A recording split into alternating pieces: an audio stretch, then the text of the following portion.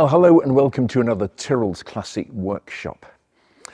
We have an E-Type Jaguar with us this time, and we quite often get E-Types in for work, so there's no great drama there. But this is actually an old friend who's come to visit, really, in a way. It's I don't often promote companies on the channel, but it just so happens that it's fallen that way, so I'm happy to do it. I'm a very generous sort of chap, really.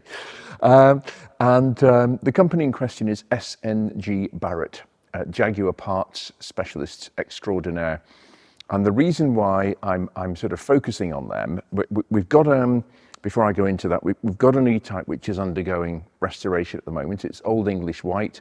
We've been following that with Ryan at Cheshire Prestige Paintworks, because the car's about to come back and we'll be hitting the ground running with that car. The shell is now painted and is being flatted and polished beautifully, as is Ryan's want. So that car will be coming, the bare shell, complete bare shell with bonnet and doors and boot lid, will be coming back to us shortly. And we're going to start making a series of videos about that, because the E-Type was indeed a groundbreaking car, directly copied and pasted from Jaguar's Le Mans winning technology. Yes, I shall say no more about where they are now or any of their recent outputs. But anyway, moving swiftly on, the E-Type Jaguar is sort of, I always maintain, if they made I think 70,000 of them, 72,000. I always maintain if they made 700, they'd each be worth millions, because they were that groundbreaking a car. I'm not particularly in, we do a lot of modifications here, or quite a lot, such as electric power steering, different gearboxes, etc. We have done that for a number of years, operated clutches to ease the pedal pressure, which is a great boon in sort of heavier traffic that we have these days. We do things like that, and we have done for a number of years. That's sort of par for the course now. But this particular car is a rolling test bed stroke demonstrator for what Barrett's have been up to. And Steve from Barrett's has come up. He's brought this car up from Bridgnorth in Shropshire, which is not too far away from here, hour and a half, 2 hours drive. And he actually said, would you please have a drive of this car and tell me what you think? And the interesting thing about this car is it's got the electric power steering on it, made by Rover and the crew over in Holland, which is brilliant and has been around for some years. But it's also got a particular type of fuel injection system on it, which E-Types never came with, really. And it was too early for fuel injection to be reliable and economical and viable. One of the first companies to pursue this was Bosch. Well, no, actually, that's not true. American Rochester, there were Lucas, there were lots of different companies, AE Brico. All these people experimented with basically electronic injection as we know it today, which is fitted to almost every car on the road now with an ICE, an internal combustion engine. But Bosch ended up really getting the most out of it, and it became the D-Jetronic or Druck-Jetronic system, which was pressure fed by a manifold sensor. Quite a complicated system. In fact, we are grappling with the car here at the moment with D-Jetronic. And the reason why they didn't really work was because the electronic control units, the brain of the outfit, where the signals were fed in by sensors as to throttle position, manifold vacuum, temperature of air going into the engine, temperature of engine oil, coolant, etc. All these factors were sent into this ECU, and it sort of splurged out the other side signals towards the fuel injectors for how long to stay open for and how much fuel to admit into the cylinder, either through the inlet port or directly, as Mitsubishi brought back to life in the 1990s, the direct injection. Electronic injection. So there's been lots of technology at play, but nowadays the blueprint for almost every internal combustion engine is all the sensors I've described, and then normally, except on very, very basic cheap cars, you have sequential injection for best emission results, best atomization of the fuel. Some cars have single point injection, as it's called, which is simply one injector with the manifolds of the cylinders after that, routing the mixture by that stage, the intake air and the fuel. But what the Barretts have done, I mean, this is relatively easy to do these days because there are lots of companies doing it, but they have developed a system with ITBs, individual throttle bodies, which are any self-respecting Corsa-owning boy racer's dream. And they have mapped an electronic injection system around this car. So you have a high pressure pump, which directs fuel up to a rail on the engine, a fuel rail. The injectors are attached, and then the injectors open and admit the high pressure fuel into the engine. And this, as I say, this blueprint has been around for thick end of 60 years, but they couldn't make it work in the early days. Well, Bosch were one of the first to really get it over the line into a successful production car, such as the Mercedes, the very first 116s and 107s. They had it on BMW 3-litre CSI and other injection cars. The Druck pressure Bosch-Getronic system was one of the first to make it work. And the reason for that is because electronics technology and transistor technology in the 1960s was playing catch up all the time with this technology. I mean, it was said years ago that the first Apollo spacecraft that went to the moon had less power than our mobile phones do now, computing power. I mean, that's where electronics were in the 1960s. So in that respect, we have a 21st century fuel injection system on this car, reimagined from a 1960s fuel injection system. So I'll be very interested to drive this car. I will be covering the E-Type more specifically in a future video, but in terms of concept and Ryan and I have already covered the bodywork side of it, but I'll be very interested to drive this car. I couldn't say how many E-Types I've worked on and driven over the years, quite a lot. And some of them drive very well, and some of them don't drive very well at all. There is no middle ground. It's either one or t'other. So I'm going to have a word with Steve, and we're just going to talk about the background to this, and then I'll take the car for a run. And I'm looking forward to this because I think that trusty old XK engine, this is a 4.2 Series 1, so it's 1965, that engine always had a lot more to give. And fitting fuel injection with correct fuel quantities into classic car engines reaps massive rewards in terms of efficiency, economy, engine wear even, because you're not pulling the choke out from cold and throwing far too much fuel in the engine, which actually wears the piston rings. It takes the film of oil off the piston rings, the boundary layer as it's called, and you get fuel wash actually scraping the piston rings up and down the cylinders. And if you ever take an engine apart where that's happened, you can almost cut your finger on the edge of the piston rings. They're so sharp because they're so worn. So let's go and have a word with Steve, and then I'll take the car for a run.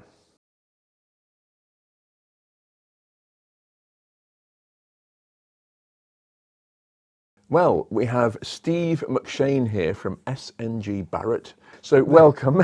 Thank you. With you and the lovely E-Type. There is such a space in the classic car market, and this is an area where I have to be dragged screaming and shouting to a certain extent because I'm a Puritan, but there is room for, well, the fuel injection system, for example. How did you arrive at that? Fuel injection system, I think it's something that Jaguar always played with, but it's something that when we got the chance to make the Lucas fuel injection system, we were looking for economy and drivability and increase in power and torque. And I think hopefully if we get to drive it, you'll find out what we've done to it. Now, you say the Lucas fuel injection system, because Lucas electronic injection was around in the 1980s on the Rover 216 Vitesses and all sorts of weird and wonderful things like that. Yeah.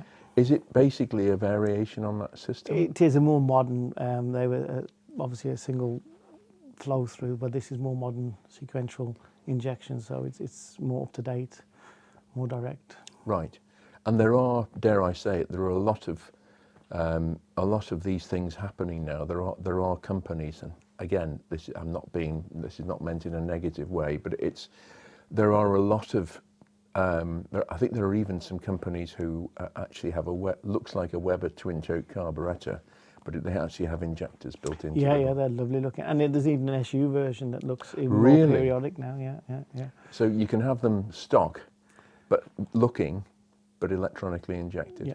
I mean, I know this is a sort of a development hack, for want of a better way of putting it. I'm really looking forward to driving it. But that's still ongoing, presumably. It is, and as I hopefully we'll have one for the V12 next, and develop that the same way we developed this, by using it and making sure we have ironed out any problems. Right. So I'm going to be one of your guinea pigs. You will be a guinea pig today, yeah. This particular car has got a new wiper motor. We're reproducing a lot of the Lucas parts that are out of production. A lot of the Lucas switchgear. It has Girling shock absorbers. We've reproduced those, and it's got the 5-speed gearbox, which again helps all towards economy. Very, very usable. Very much a touring car now. Right. I'm guessing it's like what they call an overdrive fifth. So it's. Yeah. Have you any idea what sort of RPM it is? Doing 70, 80 miles an hour? Sorry, I didn't say that. I mean, doing 69 miles an hour? 69. Well, I didn't do that either. I would say it brought it down to nearly 2.5. It was quite low revving. It is for the economy, and you can just feel it when you're driving. It's so relaxed. You do not feel tired as compared to a normal eater. I mean, there are quite a few, and I don't want to get into dangerous territory saying which ones are bad and which ones are good particularly, but there are some of the aftermarket fitments that are better than others, aren't there? This is why now with the Lucas products that we're making, a lot of them are made in Bridgnorth in England, and we're trying to keep a definite tab on getting them up to the high quality that they deserve to be. Right. Switchgear is so important, isn't it? And it's so overlooked. We've had a couple of Ferrari Daytonas in recently where the steering column stalk assembly has failed on them. I mean, we've had this in the past. We've replaced several of them. The lights, wipers, indicators. And it's quite an expensive assembly, and it's quite complex as well to have 3 stalks built into that. I mean, switchgear can really let a classic car down, can't it? It is, and we were lucky that we bought the Lucas production from Burnley of all the old-fashioned machines that pop the rivets together, which hopefully you'll see one day. I'm sure I'll find that quite riveting. You will, yes. But from the kitchen in Bridgnorth, where Stephen and Hazel set their little business up, because there wasn't enough parts were vanishing off the shelves, and they had to start reproducing and finding tooling, which is where they got the Lucas production tooling from, and then start the business from there. And it just roller coasted through the 80s, which you know yourself was very, very influential on classic cars. So we're lucky to be here. Yeah. So it started on a kitchen table in the 1970s. Yeah. How about that? Julian got the car to develop the products that we make. This is Julian Barrett. Julian Barrett now. Yeah. He lets us actually enjoy the car so that we know if something is wrong or something we developed isn't up to the required standards. So it is a test bed, and it is driven hard, and he does enjoy it. And it's not pink, and it doesn't have some very strange-looking people dancing around it. So no. It's all good. We thought about the sunstripe, but we didn't think we should go back to the 80s.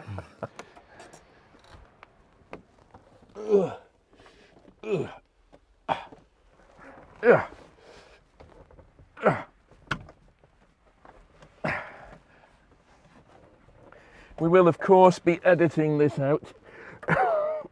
So here we have the beautiful, roomy Jaguar E-Type, a phenomenon of its time.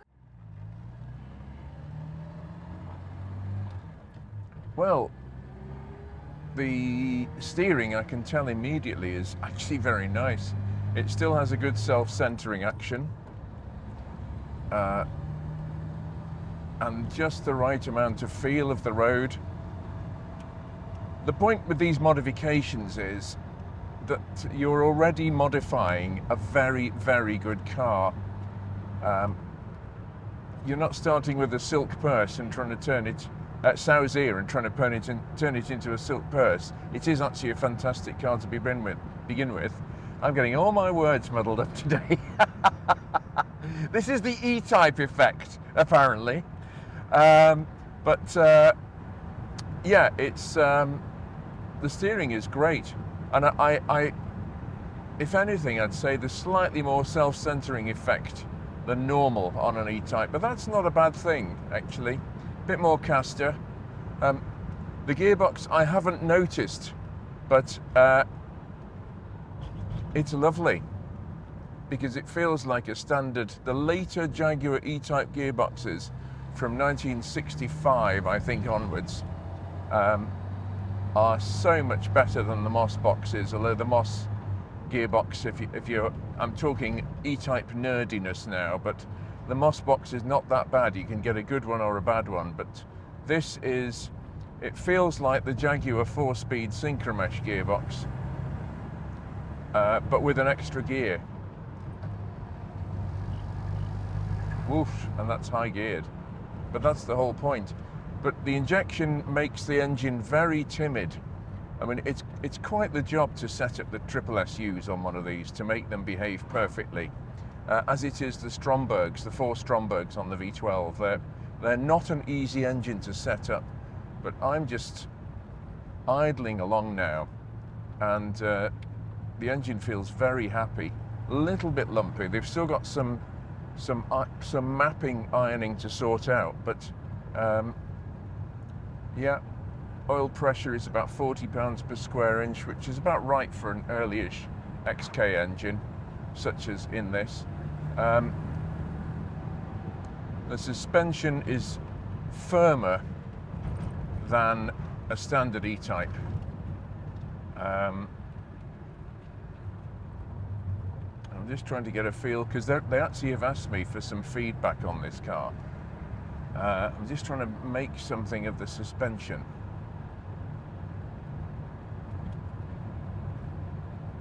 Yeah, I think it's still a little over-damped at the back end, which I've met a few people in my time who could be accused of being over-damped at the back end, but well, I probably have to edit that out too. Oh dear, they may have been passengers in Jaguar E-Types actually, but yeah, the steering is lovely. It really is. So is the gearbox. I suspect this gearbox is not cheap because it's been specially engineered.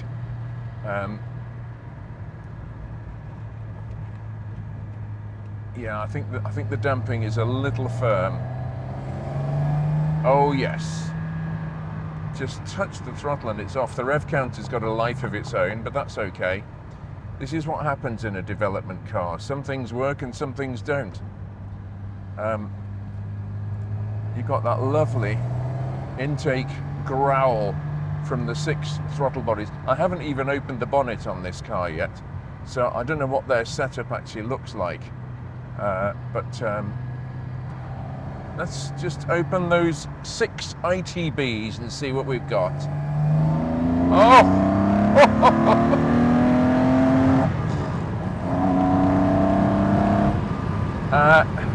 Whoa!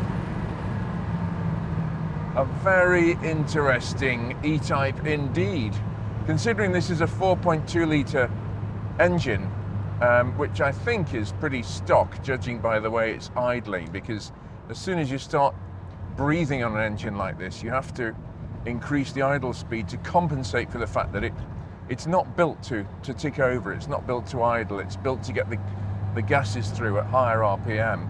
But this engine does not have that characteristic. I would say this is a if anything, slightly warmed up, but reasonably standard engine. But this car is a revelation.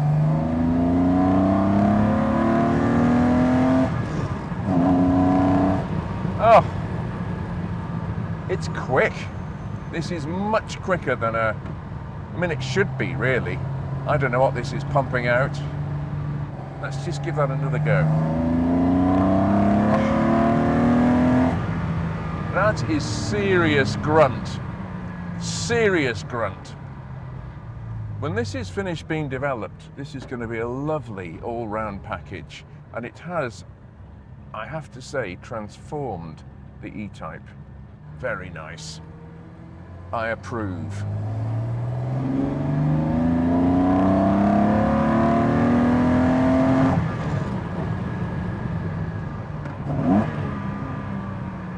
and it handles beautifully. Yeah, very predictable, very sweet. Yeah, very much warmed over, but pretty standard E-Type in a lot of ways. And it's amazing because, as I say, the basics are so good to start with. It's amazing how well this car's responded. The E-Type Jaguar, warmed over, 2024, 2025 style. Well, that concludes another Tyrrell's Classic Workshop video. Hope you've enjoyed it, and we'll be back with something else very soon.